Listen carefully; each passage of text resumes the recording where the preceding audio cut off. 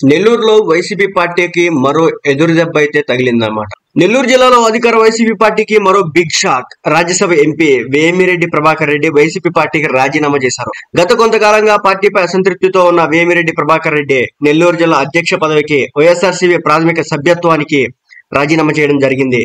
వ్యక్తిగత కారణాలతోనే పార్టీకి రాజీనామా చేస్తున్నట్లు వేమిరెడ్డి చెప్పుకొస్తున్నారు. వేమిరెడ్డితో పాటు ఆయన భార్య టీటీడీ సభ్యురాలుగా ఉన్న వేమిరెడ్డి ప్రశాంతి సైతం వైసీపీ పార్టీకి గుడ్ బై చెప్పడం జరిగింది. రాజీనామా లేఖను అధిష్టానానికి పంపించారు.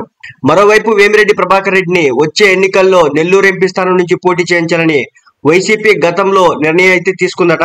ఈ మేరకు టికెట్ కూడా ఖరారు చేశారు. అయితే తన నియోజకవర్గ పరిధిలోని ఎమ్మెల్యే అభ్యర్థులను మార్చాలని వేమిరెడ్డి కోరుతూ రాగా అందుకు అధిష్టానం అంగీకరించలేదు.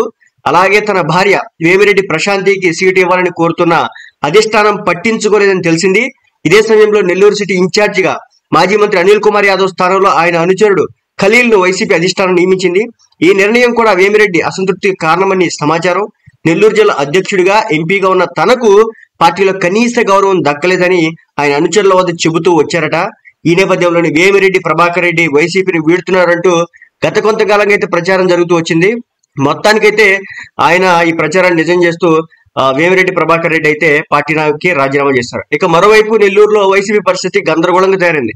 ఇప్పటికే కీలక నేతలు చాలా మంది పార్టీని వీడేశారు. ఆనం రామనారాయణ రెడ్డి, కోటమిరెడ్డి శ్రీధర్ రెడ్డి, మేకపాటి చంద్రశేఖర్ రెడ్డి ఇప్పటికే తెలుగుదేశం పార్టీలో చేరగా తాజాగా వేమిరెడ్డి ప్రభాకర్ రెడ్డి సైతం వైసీపీని వేయడంతో వైసీపీ శ్రేణులు ప్రస్తుతానికి అక్కడ గందరగోళానికి గురవుతున్నాయి.